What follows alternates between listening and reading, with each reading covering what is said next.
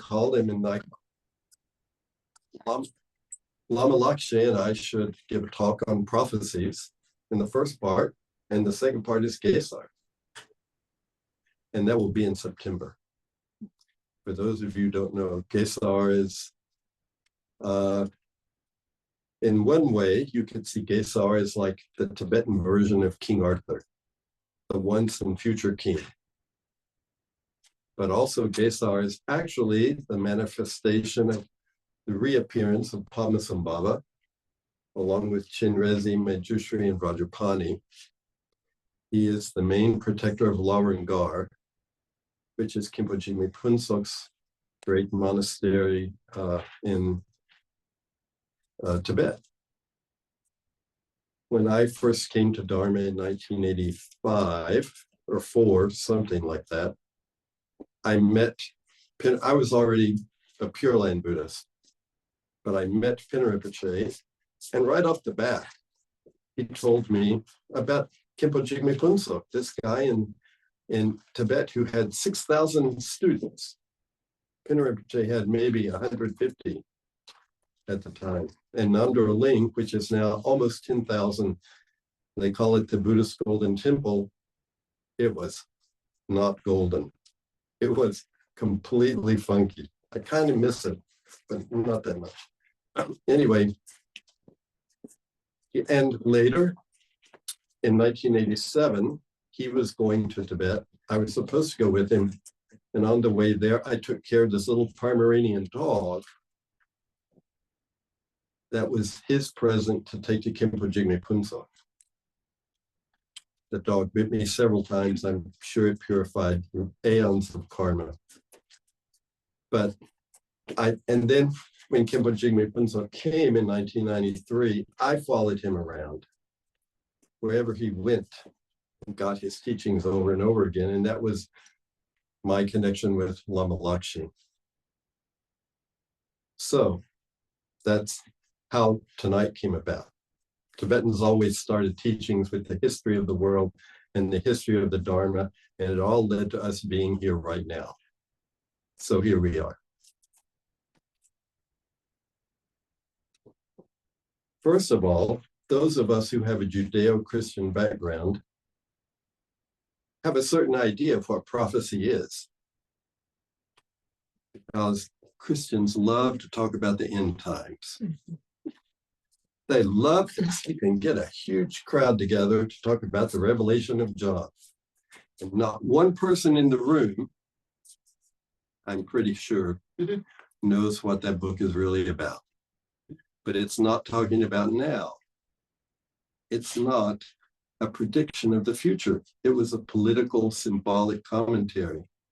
So we have to define what is prophecy, because we have some cultural prejudices that a guy from Tibet will never guess.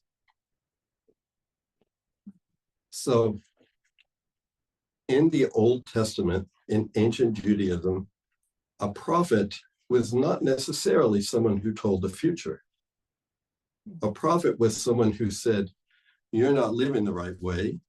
You need to get it together, or you will cause your own destruction. That is what a prophet does. They call you back to remember how you're supposed to do things as opposed to what you're actually doing. So the prophet is supposed to stand up even to the king. Say, don't do that. And not get his head chopped off. That's his role. Every now and then they may say, oh, if you don't do this, you know, some bad's going to happen. But it's not like going to see a psychic reading. If you want a psychic reading, you go to a psychic. If you want a divination, there were lots of diviners and mediums in ancient Israel. So don't get them mixed up. Now, same, it's a little bit that way in Tibet. So I like a good divination, by the way. I'm not casting any aspersions. So A prophecy is like that. There are Buddhist prophecies in the sutras.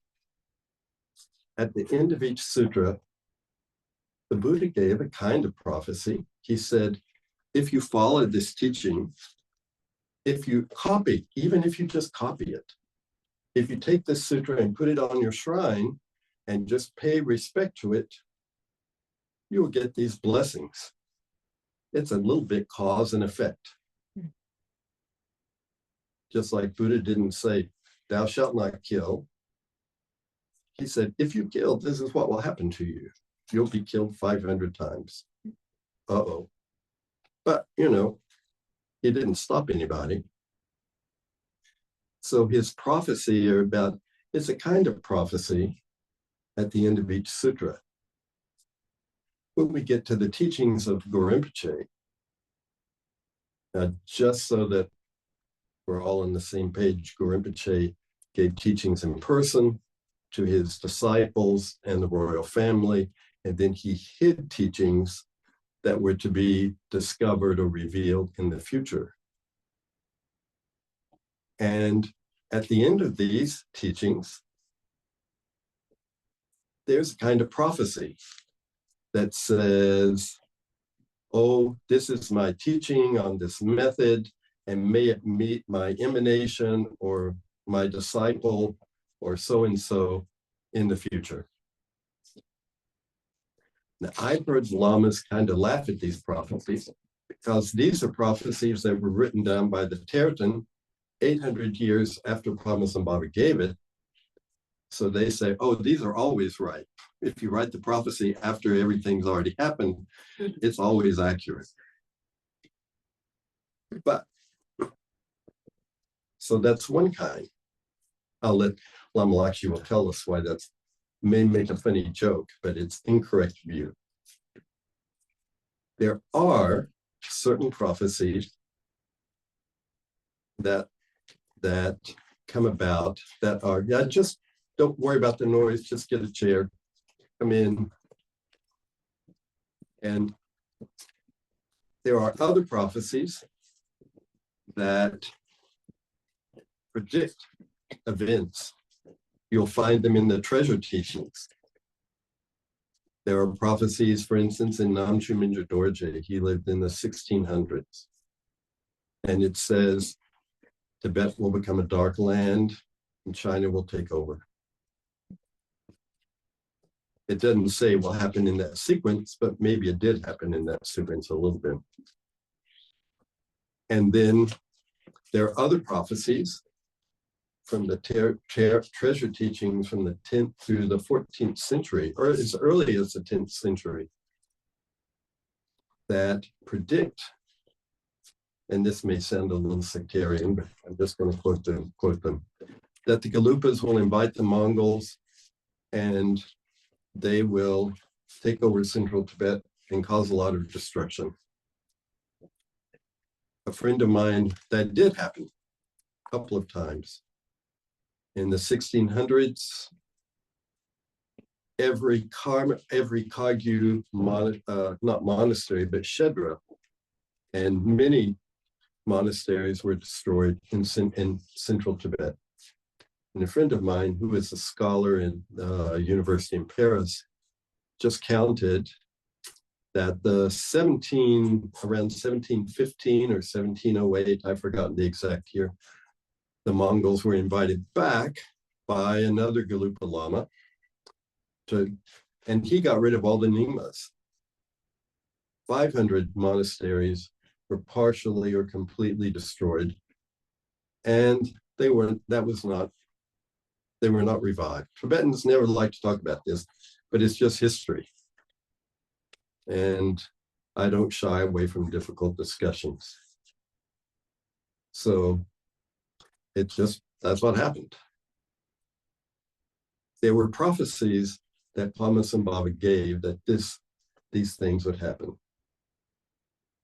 Now, there's a Lama who lives in this country who compiled, well, there are two things. This Lama named Tulkusangak He lives in Santa Fe and has centers, maybe one or two in California, one in Montana. He compiled a list of prophecies from different treasure revealers. And this, Lama Lakshey can explain better than me, that in 2030, the year of the dog, I think it's a water dog. You have to have the animal year and the element of the year and the gender. But anyway, it's 2030, and that's a dog year. There's World War III breaks out.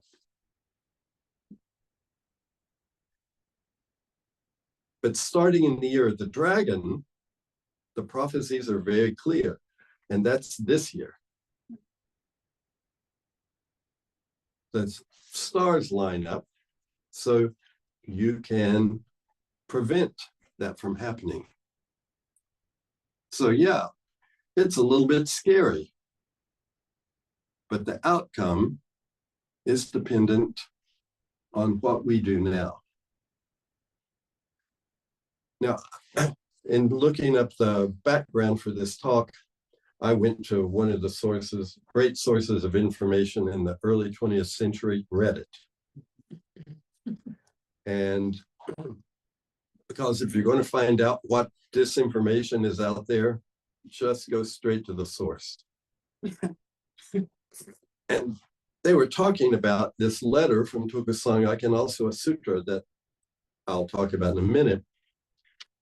And people said, that's just classic cult talk, trying to scare you so they can control your behavior. So I should have started this talk by saying there are a couple of things we all need to agree on.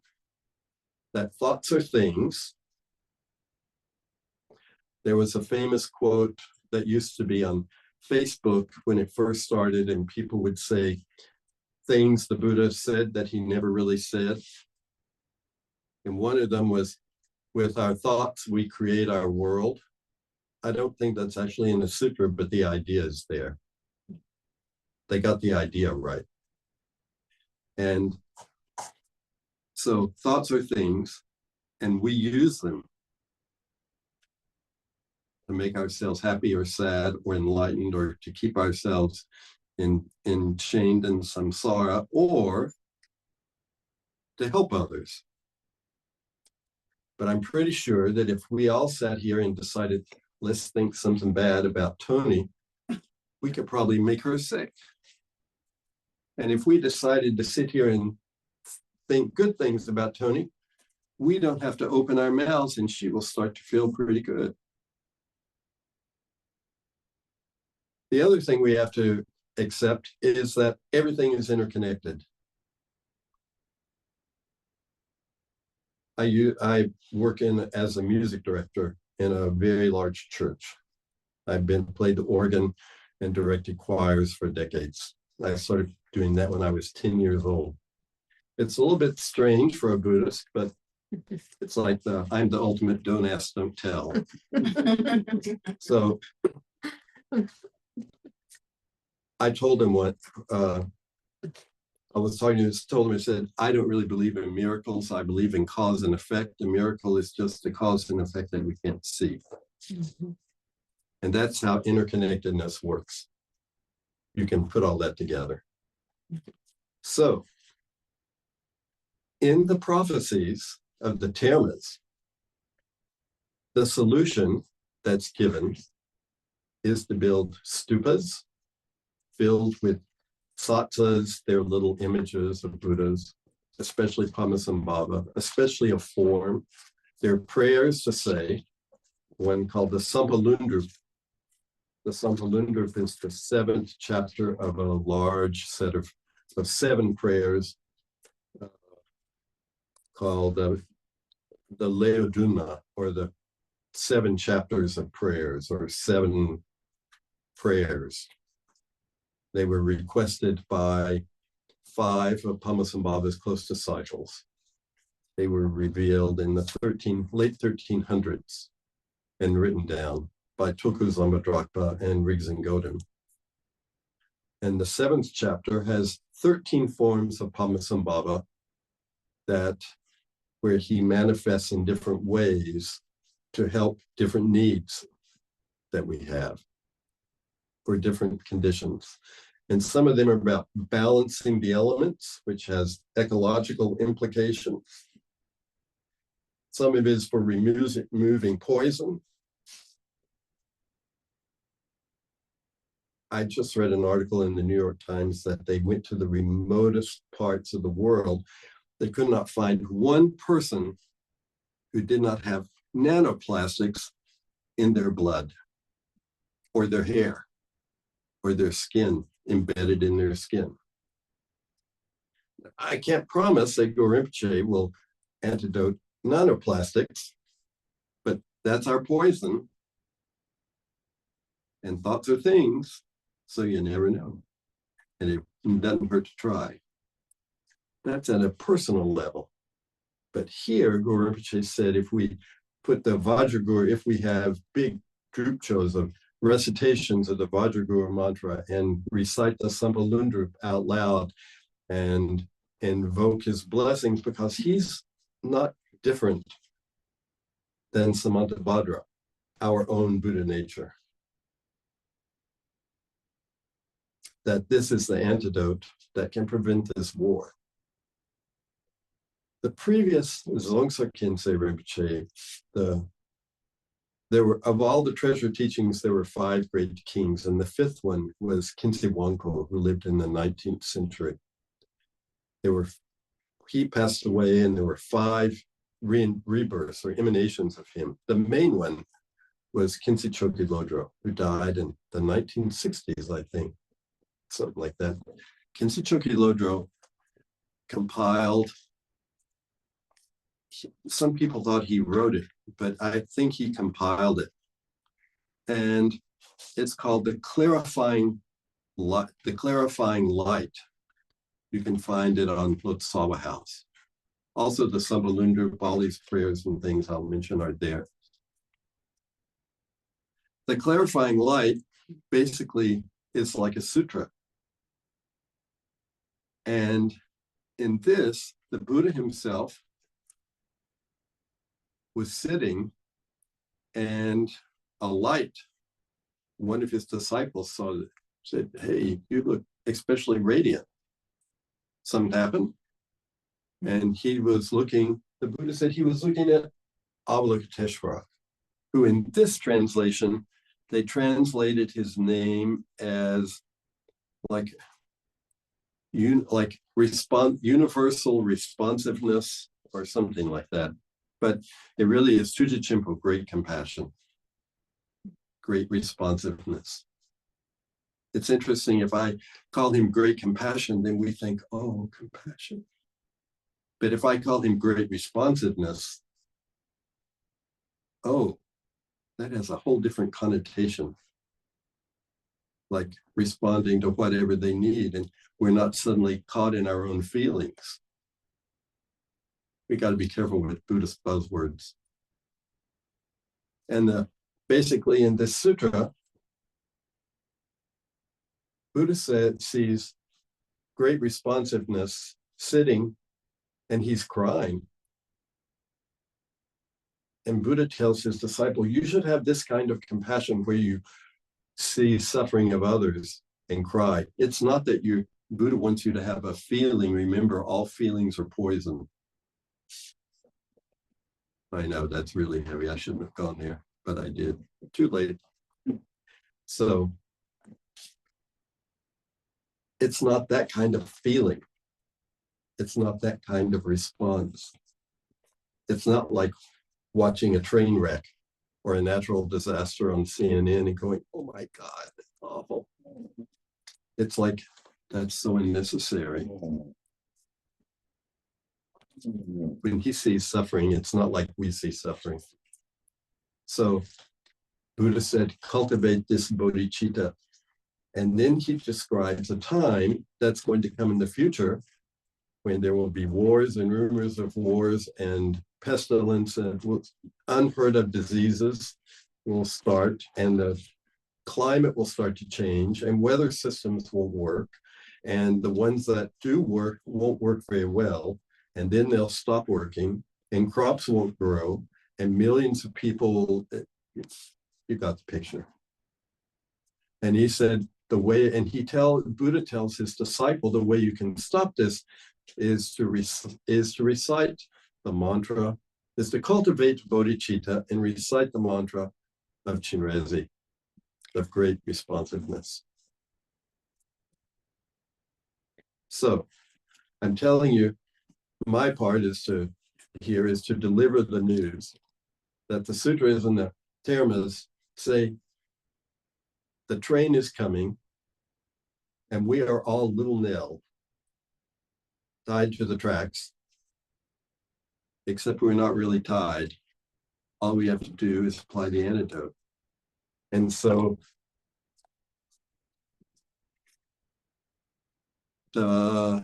let's hold on just a minute. Oh, Chotrul Sangye Dorje, Chotrul Rinpoche, who passed away just a few years ago, wrote a prayer to avert nuclear war. We just hung some prayer flags with this prayer written on it at Lama Lakshey's new place. And when he's talking about this, and actually when Tukasanga is writing this, he said this response to this possibility should not be seen to be a Nyingma response or a Kagyu response. Everybody needs to get involved.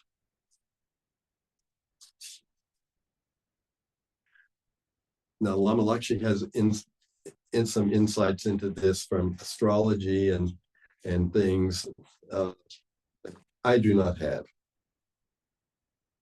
I'm also not good at math.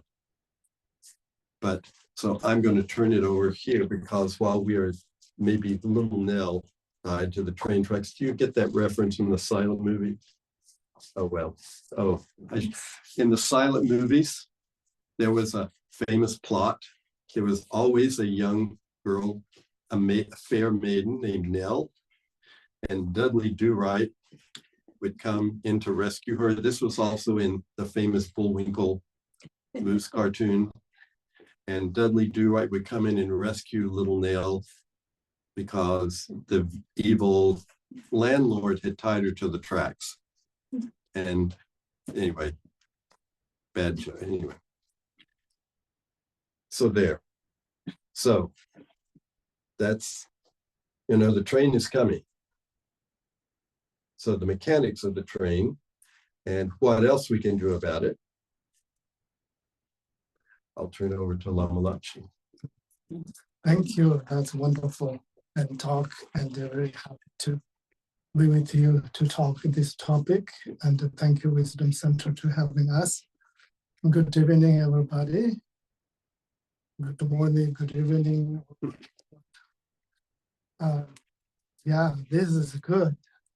This is a good talk.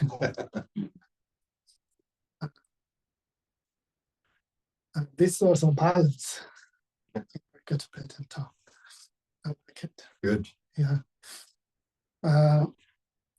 Yeah, prophecy is something interesting, but I think it's very common in generally any tradition, Buddhism, Christianity, Islamic, Hinduism, or any other different beliefs, traditions, and cultures have kind of similar. Many of in general, I think in cultural interpretations, not necessarily can be of some resources, or the sources that come from Buddha or something, but in general, people sometimes have some kind of a psychic power, special ability to can predict for future comes. Sometimes our individuals, we have interest in dreams and will come true. Sometimes we have insight. Okay, that's going to happen. Sometimes the people say, before I fly, somehow I was very nervous, or sometimes I wasn't supposed to fly, but I didn't. And because I'm so happy I didn't, something's happened. I heard that a lot, because sometimes we don't know our ability potentials in order to fully predict what's really our feelings say, our inside tells, or some kind of our dream indicates. So therefore is, I think, prophecy is somehow there in human culture. Everyone, every individual's some sort of like that in beliefs. Or like Europeans don't like it to black cat across the road. Bad prophecy. Tibetans don't like in drum and snake bite. What? Snake bite in their drum. So things like that, they can, through this indicate, predict, oh, maybe that's not good. So therefore, we have some sort of like that. And so in general, when we talk about a prophecy, it's something's not new language or something like a never heard about. It's something everybody is somehow, whatever we call describing that, and something like that we believe. Many ways. And and like sometimes like even like a bird to fly over my head. That's predict something, some people, some cultures. So therefore, it's this kind of prophecy, and usually, as like it's common for everyone and universal culture. But there's a differences in Korean and Buddhism and belief. There's ordinary prophecies and omniscience prophecies, maybe a little bit of differences. First, when we have the wisdom or the knowledge of what omniscience is, what is the capacity of omniscience? Do they have a time zone? Do they have any, and unseen, unknown for future? If they do, that's not called omniscience, yeah? And that's still ordinary mind. Ordinary mind have a special capacity. I mean, for example, business people or some special analysis people for future, like our our economic, said that 20 years later, something like this is going to be happening. Or like, and right now, our political polls and said who's going to win. So therefore, it's through mathematics and through analysis, humans always predict for future somewhere. Like weathermen predict for future. They said, right or wrong. And Tibetans sometimes I feel more accurate to them is the what's called the weathermen's, because they always change. And Tibetans, my father, his mother is nomad. They never have really any technology, but through how the wind is blowing, how cloud goes, the sun rising, the sunset, watching all these elements as a predictor, what kind of weather in next week, next month, even in the talking about the seasons, can tell, because we are nomad. We are always in the kind of summer, spring, fall pastures. We need to change and places all the time. So they need to predict what kind of weather, and we go into higher mountains or we need to go lower places because the weather changes. Very good predictions. So those is because, and still human prediction, so therefore can be accurate, can be not. So therefore is it today, and many people predict for future what's in come for economic, political, whatever that be. They can be right, they can be wrong. But that is mathematics and human prediction, right? So therefore is Buddha or Guru Padmasambhava is for prophecies and regarding the omniscient state. So therefore is what's enlightened means in generally in Tibetan called Sangji. Sangji means, and there's no obscuration of any, in the thoughts or any in mental state. 100% pure. So therefore, there's no past, present, future terms. Everything is supposed to be just present. So therefore, is to see now and to see future for 100 years or 500 years or 1,000 years later, there's no differences. If that differences, there are not omniscience, right? So therefore, there's no time. So that's first important. We kind of understand that there's Guru Rinpoche's in the omniscient state.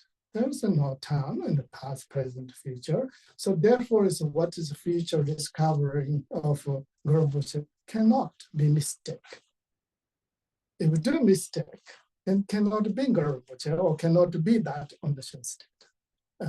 So therefore, one is if Buddha or Guru Rinpoche, if there is very clear prophecies or predictions for future, cannot be mistake. If we do, that omniscient state have obscuration, then it's contradictory with our fundamental describing of Buddha. Fundamental, what means Buddha is contradicted with that. So therefore, it's because in general, and maybe little differences, what's generally we're talking about prophecies as mentioned, and what's the Buddhist prophecies, and if there is a clear ones. But sometimes when you sutra, as Neko mentioned, and there's many quote also sutra. But one is, for example, very clear, everybody knows. Buddha, for example, to prophecies 500 years later, and somebody's name like a Naga, or Nagarjuna will come to, train the well of Madhya Marga teachings, for example. It's very clear. The time, the things like that. And then also Sutra mentioned that time is change, always, everything's materially changing, but in particular, our time and the human time. And because and the times goes, and the human, craving, the greeding is increasing. So due to human increasing human craving and greeding in the cause of law to destruction of the world. And that also cause of many our unexpected disasters. Many elemental disasters connected with human greed and the human, unsatisfaction of the object of sensory pleasures. Due to our greeting, and we are not any thinking about generations ahead. Only we thinking about now and how I can be rich, how I can be powerful. Then we neglected the element, for example, Clement, what's happening, or for example, for this the pollutions. Today we are many because experiences and the elements of disasters the cause of a human made. Our pollution, human pollution, that is prediction by Guru Rinpoche, and the Buddha said they will have consequences due to human actions. That is clear. That wasn't something guessing, maybe going to happen, maybe not. It's happening. We made polluted the air, the water. You can imagine 500 years ago, almost every river, lake, perhaps can drinkable. It's clear, no pollution. So today, even our own tap water, we have a doubt. What's the cause? We need to think that. So therefore, that is the prediction. That is the Guru Rinpoche prophecy. And there's times come you can put scared to drink your own water. That wasn't, in the fact statement. That was very clear. Today, many people everywhere, almost have a doubt their own tap, water to drink. They need to go to somewhere else, buy an extra filter. That is in the prophecy. And then also Guru Padmasambhava's prophecy is mentioned. There is time to errands fly in the sky, like a bird. Rinpoche is 7th century. That time there's no airplane. There's no, metal birds fly all over the sky. That was very clear. The time when that come, then there's also a whale with the 4 legs going everywhere. There's very clear when the cars come, whereas the airplanes come, all this one by one. And it wasn't as made up, so therefore, as there's translations, many in Guru Padmasambhava, and then Buddha himself in the sutra, there is here and there, and many things to tell us what's like to be 20th century, 21st century, what is it, in the next century. That was very clear. But Guru very clearly mentioned what the point we can talk, but no one listens. No one to act right? Because we are under control of emotion, which is the cause of everyone is to wanting something, desires. And no one is content by any the objects, sensory factors, right? Everybody continue wanting, no matter what we have.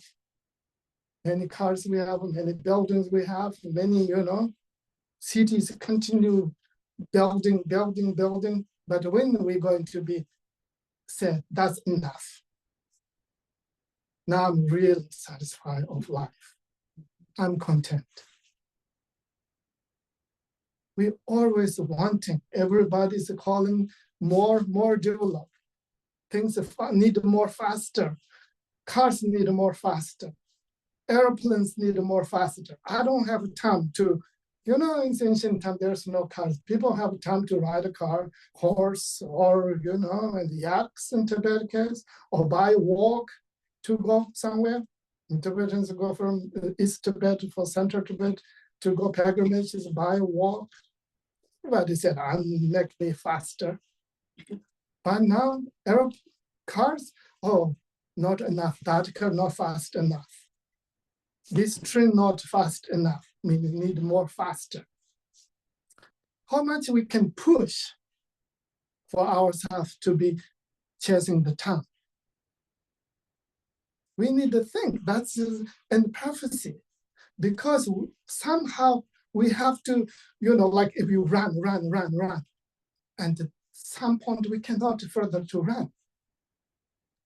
In the world, what's happening in we call the development, right? And the truth is, for long term, if we're thinking Guru prophecy, we're to thinking we destroy for our future, the human future. So therefore, is in the cause of this kind of uncontentment, the human desire, and make a lot of disasters in the world. Because that human desire, attachment, causes a lot of people anger, lot cause of hatred. So now is because in that there is, the consequences due to our human behaviors, actions, to a very short period to be, if we look, it's not too long. We wasn't like that 18th century, 19th century, and even early 20th century. I think humans much more calmer, much more relaxed, much more community, much more friendly, like that. Then First World War, Second World War, then little bit experience from that mistakes. And now look at the world. All, they tension each other, competition, jealous in each other, hate each other. Even now, of course, even we predicted just the way of how act the world. There's not so much, and if we not doing continue this kind of act, we need humans need to rethinking our head. What's the best humanity, our generation and the next generation really is good to be have wars, fightings, anger each other, hate each other, calling names each other, all the world, all the world stages, the the powerful figures. Oh, that's it's okay. Right?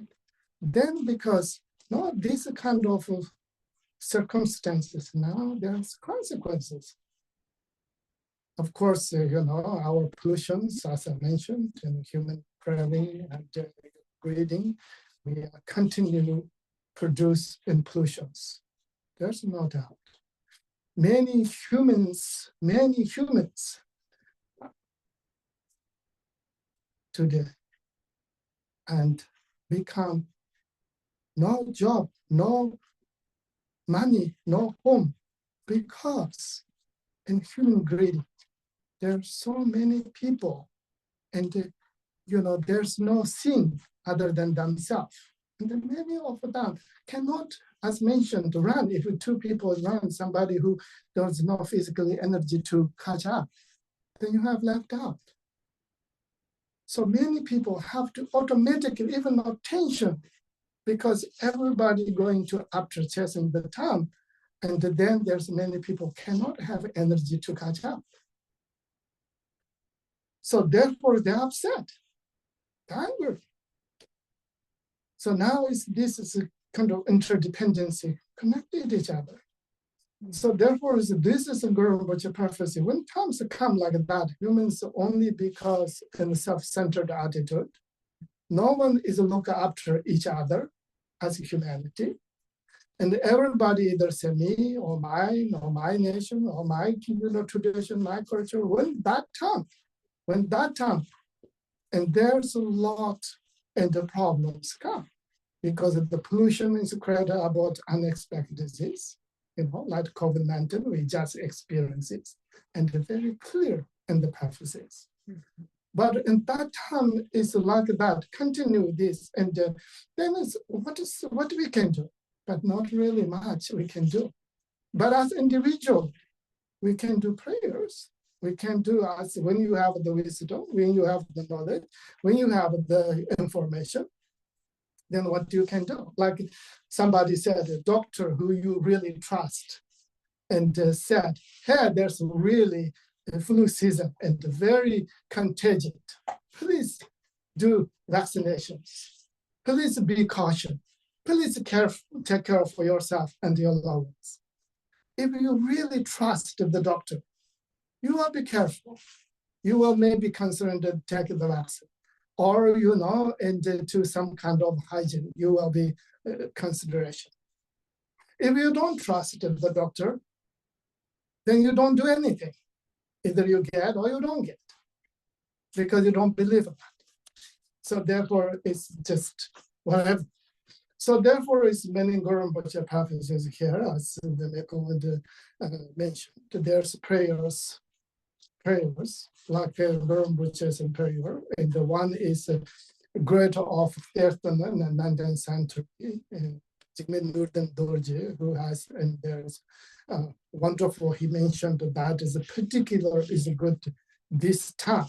And according to Tibetan calendar, there's a dragging year this year to next in the Beaton and the Doc, and I think Aaron Doc year.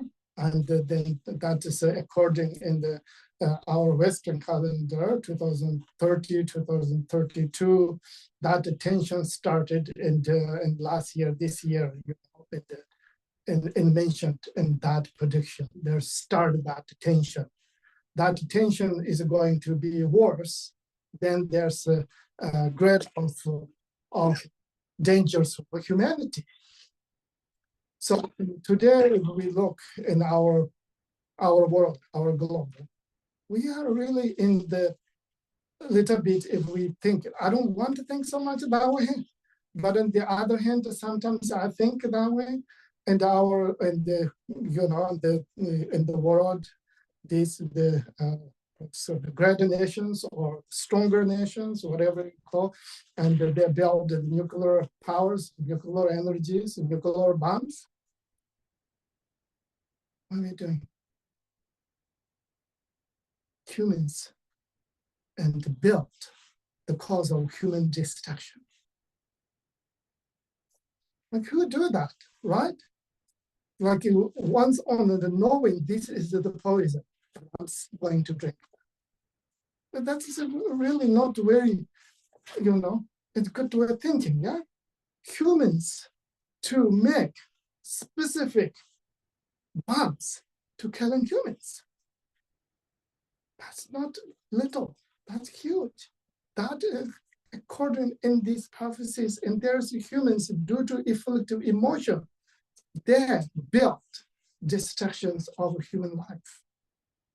In order to alleviate that, humans need to think, be mindful, to think about for oneself and for the loved ones around all humanity, and as much as we can, cultivating love and kindness, compassion to each other, unbiased is possible.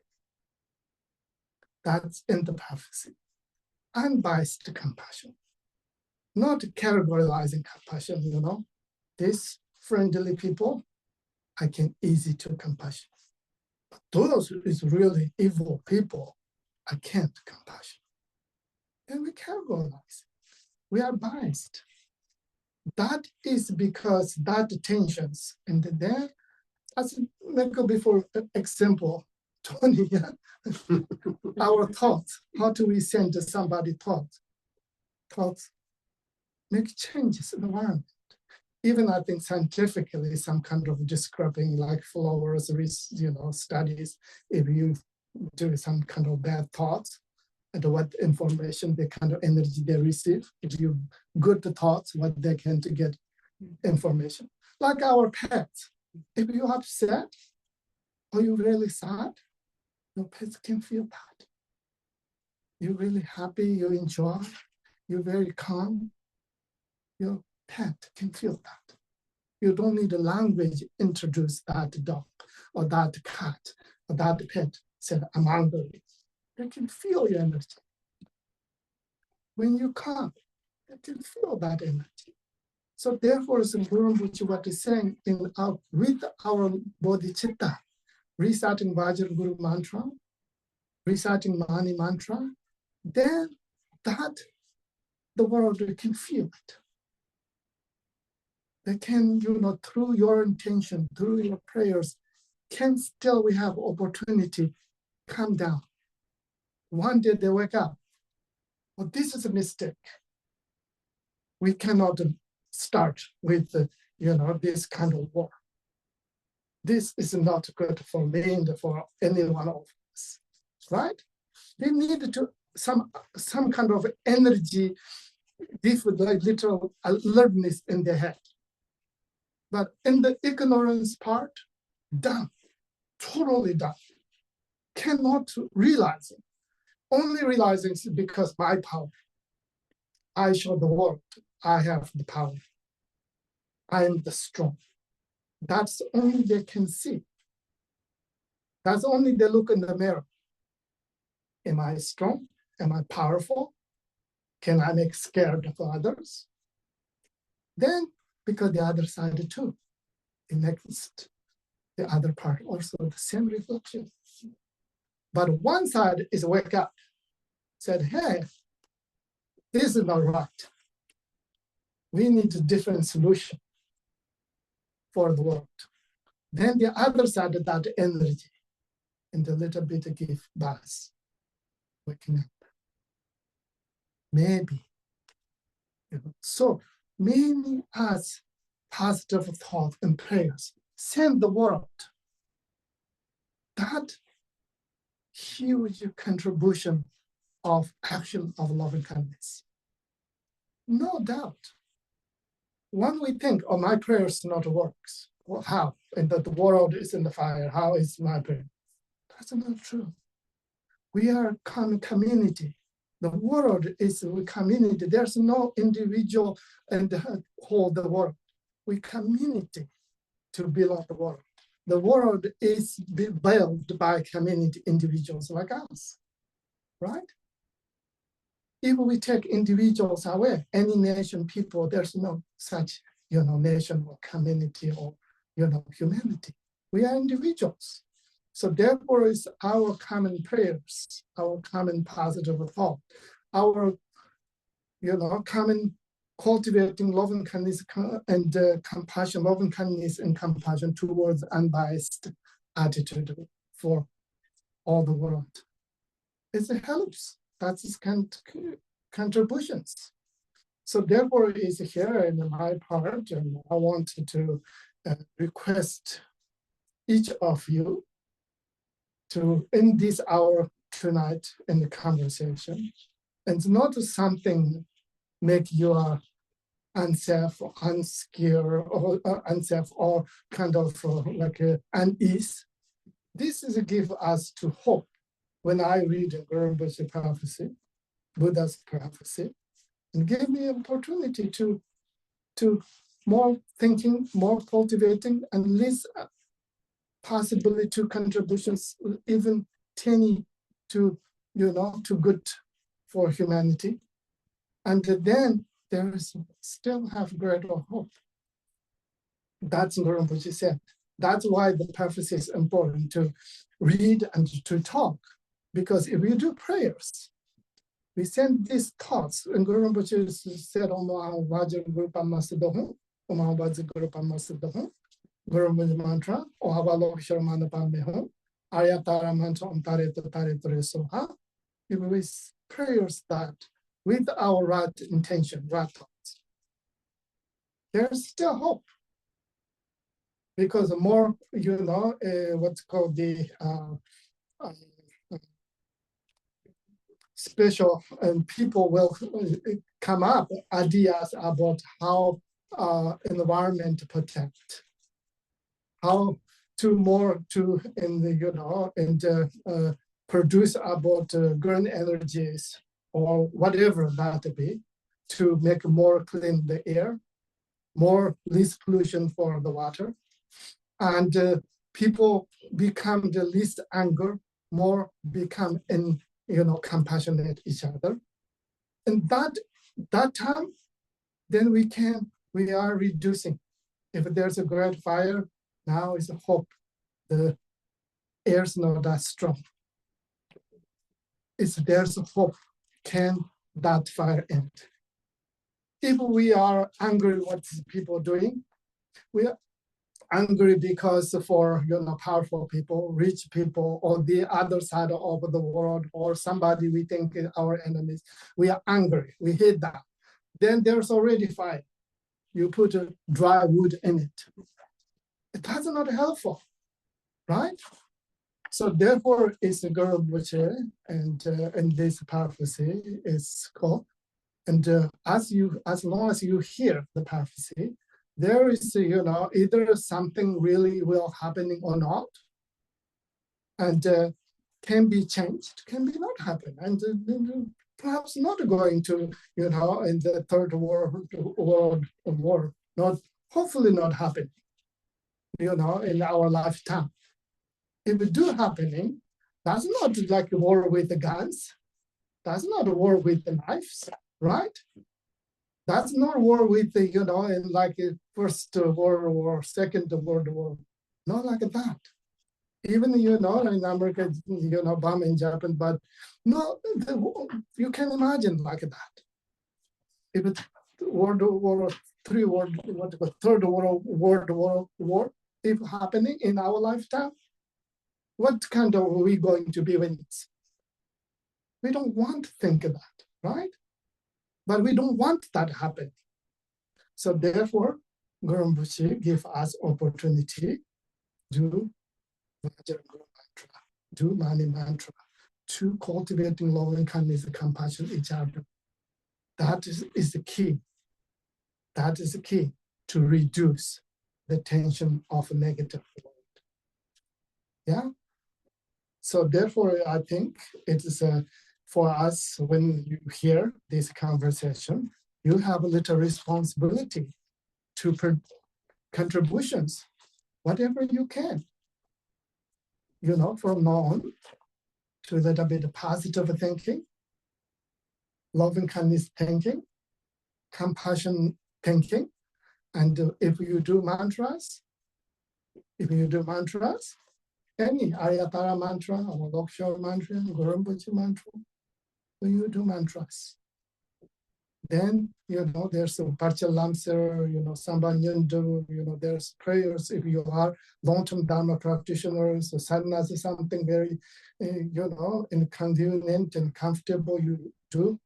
And as Guru Rinpoche, one is not Guru Rinpoche, but from Terma, as I mentioned, the Jigme Nurten Dorjes in the 19th century, in 1840s to 1910. And he has one prophecy.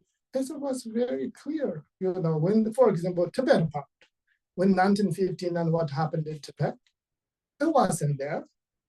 Wasn't a mistake. Tibet lose the country, Chinese invasion took in Tibet was clear. Dalai Lama flew from Tibet to refuge, clear. Those is in the clear there. So therefore is, and there is many things like, Russia started Ukraine, some portion in there, for example. So things like that, there is in Guru Rinpoche prophecies. If you read it carefully, I'm sure there's translated. There's, in the descriptions in the beginning. And I have the text. I didn't bring computer, but in Tibetan, and there's the 3-4 pages. That was very clear in the Tamzons. Then it's a Dunjong Longpa, I think, in Dunjong Longpa, and his Wajin Buddha in the beginning, very clear. Very clear. And so therefore is the Dunjong Lapa is in the 19th century in the master, and we have his fourth generation still very alive. Dunjong Lapa's great master, I think many of you know. It's very clear. So all there in the prophecies is said, still we have hope can change. It's not sick and cannot change. But if we continue, if there's already fire put in the, dry wood in it, then the contributions towards that. So therefore, if you are Dharma people, Dharma practitioners, followers in the world, wherever you are, your community, you can talk about this, you can think, then you yourself. And the two, in this year, dragon is in that prophecy is very key. Either can change, cannot change. So I think it's good to know, and if you believe, as mentioned, if you, before my metaphors with the doctor and the vaccine, and, if there's a doctor said there's a, and something you have, and contagious, you be cautious. If you believe anyway, you will, right? If you don't believe that the doctor's, information, you don't do it. So therefore, I know many of you will believe Rinpoche and his, their shoes. Then I know you will be some do positive reciting the mantras. You send your, and the thoughts for the world. If you don't believe after this, conversation's finished. There's no anything you need to think, and COVID-19, many people want to, vaccinations, many people didn't, many people wear masks, many people didn't. So therefore, it's many things. We have our own thoughts and feelings and emotions. So and no one cannot convince anyone, anything to do. But anyone and the doctors give information. So, like when there's a contagious disease and lamas, we give a little bit like, with our own actions, we create the world, what's going to happen. The better or worse, and due to our human actions. Humans are doing better, the world will do better. Humans are doing in the worse, continue we are, and chasing our greed, our craving to the object, the sensory object, and never contentment. then there's not so much hope for the world. We will continue, disaster. So therefore, as humans, if we have a little wonderful this practice, anybody ever want to meditate a little bit and to clear the head and to think about really what's happening, what we're chasing, why we are so busy. And then I think there is a little bit, wisdom in it. And everybody think I need to meditate. Yeah. So that's all we try. We all trying always to people opportunity to little recall your thoughts, rest a little bit, and if you're chasing outside the world, you can be exhausting. And but if you are to inner world, if you are a little bit to yourself to looking inside, always there you can have opportunity to relax, freedom, to peace. Yeah.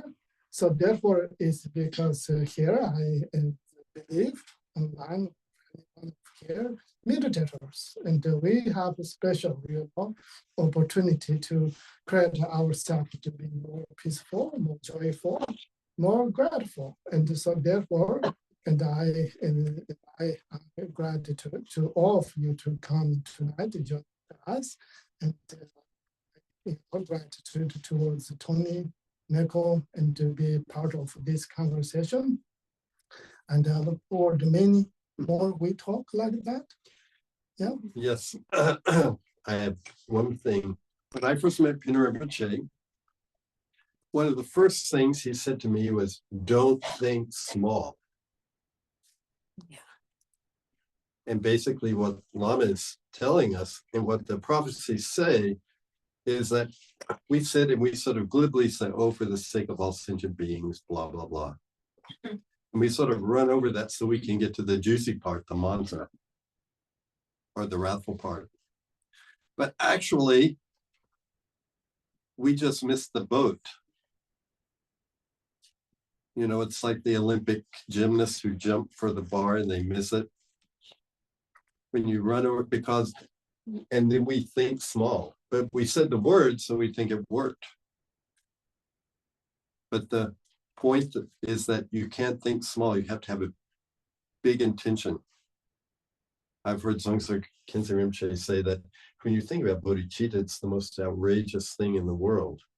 Now I'm going to tell you a choir director story. And it's about Catholics. But it doesn't make fun of them. But this is, if it works for Catholics in a choir loft, on Christmas Eve, I had a job in Boulder, Colorado. I just moved there. I was working at Naropa University for very low wages. So I took a second job as a choir director at Sacred Heart of Jesus in downtown Boulder, a block away from Parmesan. And I got the choir warmed up before midnight mass, and I thought, they sound awful. This is going to be a disaster. I've asked too much of these people.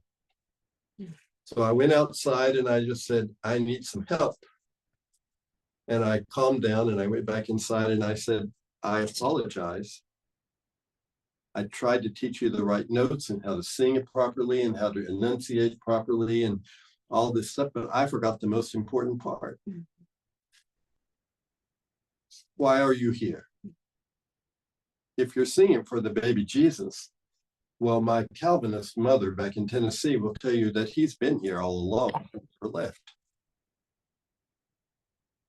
And if you think you're singing for the people who are there, then I want them to sing for themselves. Catholics aren't very good at singing. That's the background story. And I said, and if you're singing because you say, well, we need to sing, then you've made it all about you. I said, I want you to think about the fact that we are 2 blocks from the hospital and there are people being born, there are people dying, there are people sick. I want you to think that between now and New Year's Eve and the next week, more people will commit suicide than in any other time of the year. I want you to think about the child soldiers in Africa who were forced to an army and they've grown up learning to kill people with impunity. I want you to think about people who were falsely accused and are spending the rest of their time in jail. I used to be a prison chaplain, and I want you to think about this. I want you to think about all that, and I want you to think, because these people have no voice, and you sing for the people who have no voice. And I'm not kidding you, this little group, I said, I think that if you do this, you just offer it up, and some higher power will do what, take it where it needs to go. And somewhere a fist will unclench, or a finger will slip off a trigger, or someone's mood will lighten, or a sick person will feel better, or they'll have a peaceful birth or a peaceful passing. And people will say, wow, it was a miracle. No, it was 15 Catholics in a choir loft, but you won't get any credit. Yeah. And I'm not kidding. I tell this story to all my choirs. And they just look at me like, what is he talking about? But they sing better than they should. They went up there, and out of those 15, 16 people, 5 or 6 of them were tone deaf. I mean, my computer plays better music than they could sing. And they sounded amazing. All it took was a change of intention. Now, I'm not talking about singing Sweet Little Jesus Boy and Christmas carols here. We're talking about the Vajra speech of Padmasambhava. But if it can change people, and I've worked in churches where I give this talk to the choir, and they go out, and even Episcopalians are cry uncontrollably, and I know it's because my choirs sing with that intention. So if I can get Episcopalians, who George and Barbara Bush called the frozen chosen, to cry, and I'm thinking of this because Buddha said we should cultivate bodhicitta so that we cry at samsara like Chinrezi. He didn't say cry like us, like Chinrezi, because suffering is unnecessary, is a misunderstanding. But we have to have that's really an outrageous intention. It's really outrageous. And it's not just sitting down to do my practice, because I'm a good Buddhist. So, to borrow a line from that old Krishnamurti book back in the 60s, think on these things. And with that, if you have any questions or comments or whatever. I have one analogy, okay? Okay. Prayers, how to work prayers. This is a guzar bear. This is a human. Guzar, there's a one path, and somewhere in Montana or Alaska, and there's a guzar bear coming. There's a one is who walking, and the one person. They're coming, towards. But this, and either of them can change any moment they might. Somehow, some reason, maybe he's tired, or maybe the weather change, I can be back. Or this can be, smell something else, any direction can be changed, or can be not changed. They can be met. Then it's not a very good thing. So when we prayers can be changed that. Because when we supposed to, they are, coming on the way, each other. But if you do prayers, and can be, and the guzar bear change, or the person who going to walk in that direction, can be anything change, but they didn't have a plan to change. But there are no any plans, so I'm going to walk in this path. This bear, I'm going to that direction. But any circumstances, it can change. So prayers can change through that circumstance, not they're going to meet in there and not have, situation. Before that happen, can be changed. So therefore, it's, and there's many, I think, studies, and in both East and Western psychologists, and, something like in people, when we give good intentions, or somebody who, for example, computer manager, and somebody really get surgery, something like that. There's a group or people who send in their prayer, their thoughts. Often they learn some changes there, some changes. So in Tibetans and prayers for somebody who's sick, somebody who obstacles, and anything, and people do prayers, and those either the patient or the person who has the great obstacle, they can feel that energy people sending about prayers and thoughts. So in any culture, in the Western Christian, also prayers.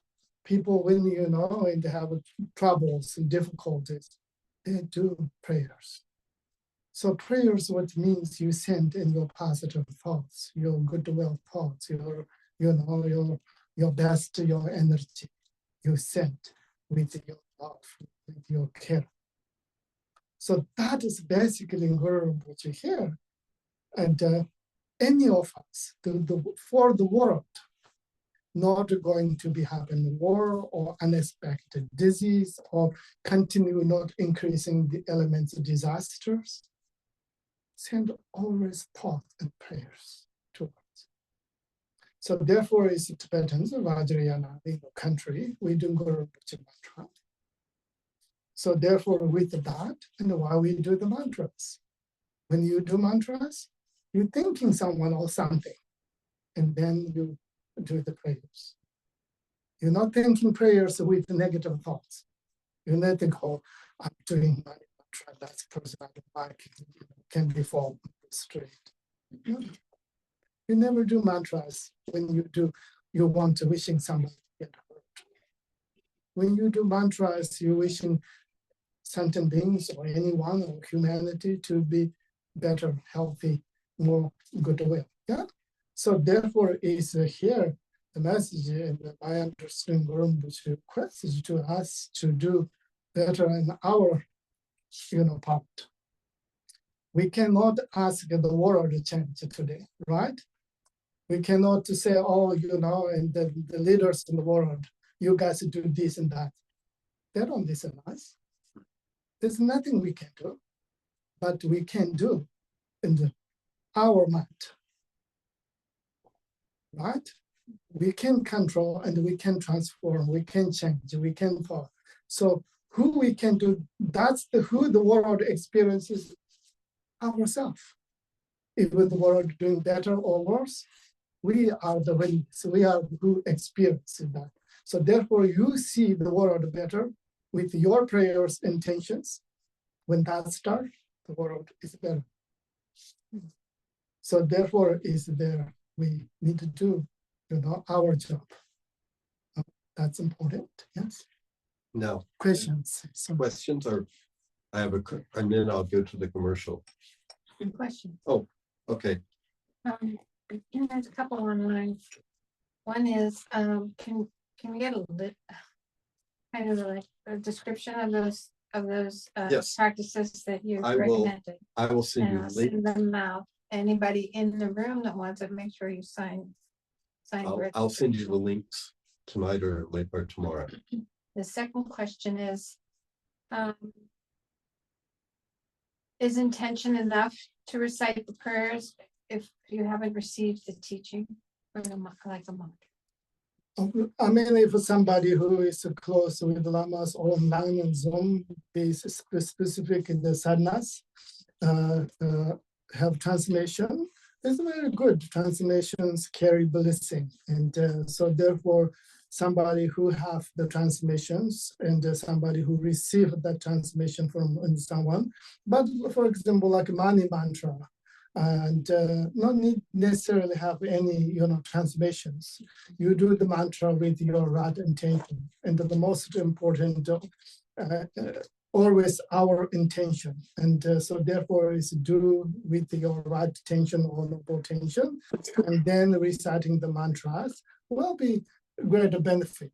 But it's possible if we're doing the sadness, it's good to have transmissions. And on the Zoom or phone call, and needed to be present and recorded. relation, perhaps not called in translation, cannot break. It would be told that giving and receiving need to be at in the moment at the same time. So any questions here? Thank you, both of you, for sharing your wisdom. And my question's related about the mantras. I'm pretty sure I heard you say the dream Tara mantra. Yes. Okay. Yes. Oh, yes. Yes. Thank It you. really doesn't matter which one.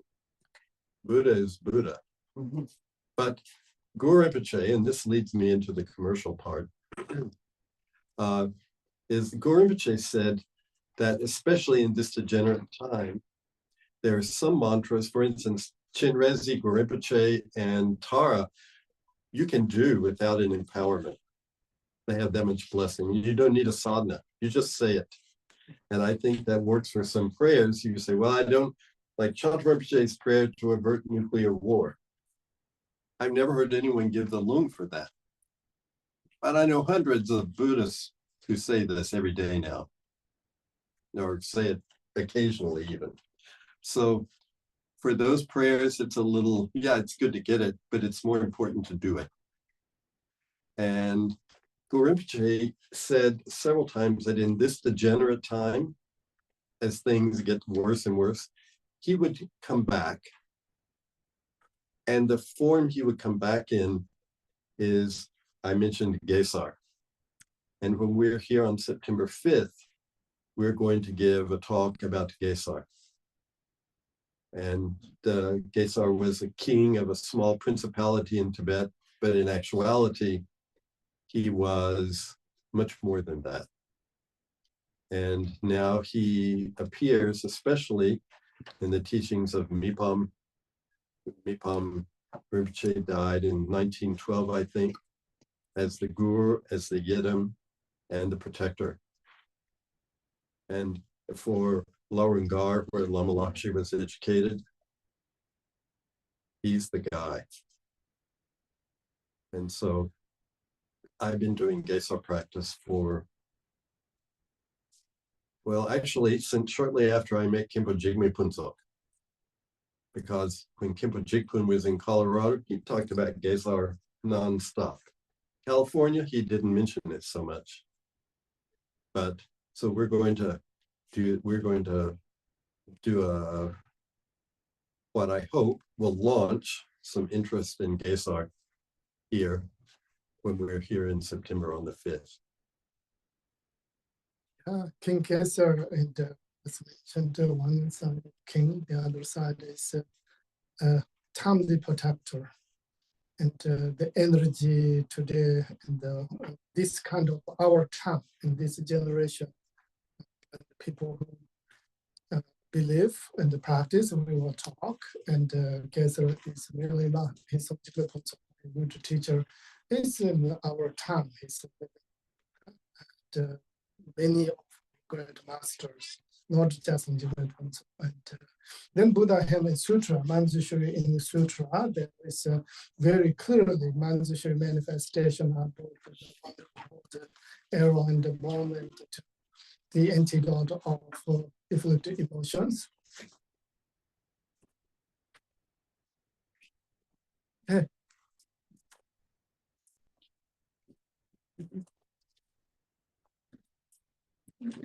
Okay. Yeah. Yes. Thank you for your teaching. When I will tell my non-Buddhist friends about this teaching and this meeting, and they'll ask me, well, I'm not a Buddhist, but is there something that I can do? Tell me what it would be. What would be the most useful advice that I could give them based on what you were just saying? Okay, and I would say, I mean, and somebody who asked me and often, and because sometimes, like in a certain, we have our own beliefs, like you know, mantras or God or like that, and that's their individual's own business. What do you like? But when our here, as mentioned, our intention. our thoughts, positive thoughts, doesn't matter you are Buddhist or non-Buddhist, you believe or non-believer. Because we, us in human being, we all experiences suffering, pain, happiness, joy. Everything doesn't matter, and you are believer necessarily not experiences, happiness and suffering, or you are non-believer who not experience that. Everybody experiences that. So therefore, is when they experience any difficulty time, and anyone and try any way how to cure that, how to remove that, how to free from that. So therefore, it's in the basic and our intention. No one wanted to get hurt or pain and the suffering. When we understand that, whatever believe or non-believe, when you believe as you human being and everyone else is just like yourself. And then is no one in the world, humans or animals or any sentient beings who wanted to be suffering or pain or destruction their life. From that point of view, and then you can cultivating your positive thoughts for unbiased, for possible, as much possible for all sentient beings, just recognize, just like anyone, just like oneself. We share all the rights, all our birthright to overcome suffering. We share our birthright to, to obtain happiness and peace. So therefore, is for that category, you don't need to be any believer or non-believer or this tradition, that tradition, but just to believe you are a human being, everyone else just like yourself. So from that, then to cultivating basic loving kindness, compassion towards anyone, just like yourself or your loved ones like. And then even you do mantra, no mantra, it's okay. You're not cultivating anger, hate, resentment towards anyone. And there is so much room for you to consider others. And they're, right. So then always you do positive and good for everyone. Yeah. The Dalai Lama was in Spain, and he asked a monk who is a Carthusian, a renunciate. He said, "What do you do all day? I mean, what do you meditate? Do you meditate? What do you?" And he said, I meditate on all pervasive love. Just that this is the Bible. He told the Dalai Lama, the Bible said God is love. So I just meditate on love is the pre-existing condition. That's what I'm calling it. And the Dalai Lama said he heard that and he looked and he said, even what we would call realization, that monk had some. So your non-Buddhist friend can just meditate on love. And anybody can walk around. And I learned this from the great Guru Richard Gere. I heard him say in a talk once that his teacher told him to walk around and to everyone he met, everyone he saw, and he put on a disguise and walked around New York, he would make a sincere wish, may you be happy, may you be happy, without any conditions on what that happiness is. And just that simple practice. Now, I tried this, and after a few weeks, I don't know, a couple of weeks, 4 weeks, something, I began to notice that I would say, oh, may you be happy. I'd say, why is she wearing all those sparkles on her pants? There was this little chatter, this non-talk going under the, oh, may you be happy. You don't look good in pink. Why is she doing that t-shirt needs something? And then I thought, oh, I think we need to up our game here. But this simple practice, anybody can do. And then sit down and just meditate on love is the actual state of things. And if you watch any political commentary shows, you'll need to practice this a lot. So that's something you can tell your friend. Thank you. Maybe we recite that prayer. And may I free from suffering and pain. May I find peace and joy. with the use of the second, may you free from suffering and pain. May you find peace and joy. May all sentient beings free from suffering and pain, and may all sentient beings find peace and joy. Maybe we recited that, yeah? Okay. May I free from suffering and pain. I find joy and peace. May you free from suffering. May you find peace and joy. May all sentient beings be free from suffering and pain. May all sentient beings find peace and joy.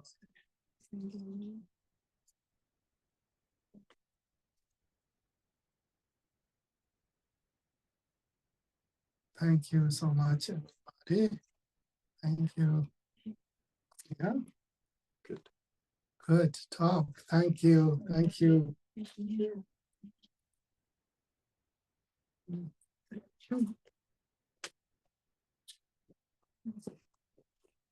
Yes, that's it. In conversation with Yako, and I have to go with my kids waiting. And patient. Yeah, they are. They've been good. Yes. Thank you. You're welcome. We'll talk soon. Yes. Yes, thank you. Thank Thank you you. so much. Yeah. Stay together. Oh, okay. Oops.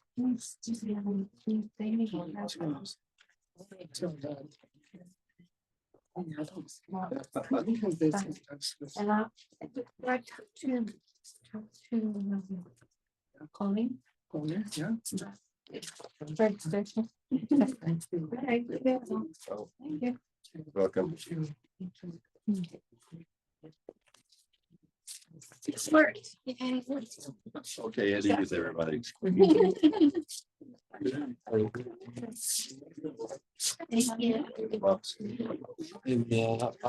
Yeah, of course.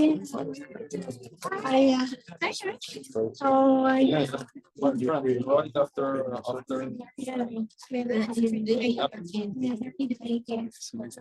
At a certain point in my life, I did a practice. It's kind of cool. It's probably something for anybody. Very beginning stuff.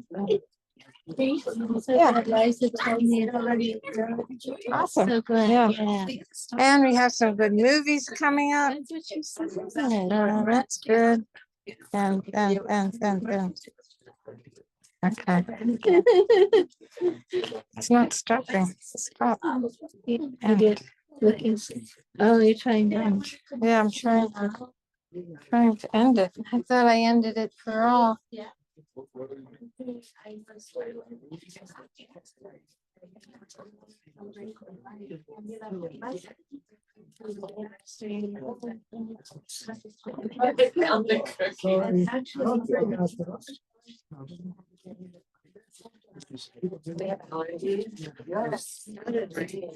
Next, tree nuts. Okay, I may or may not be able to go. Me too. Is that where we have to go?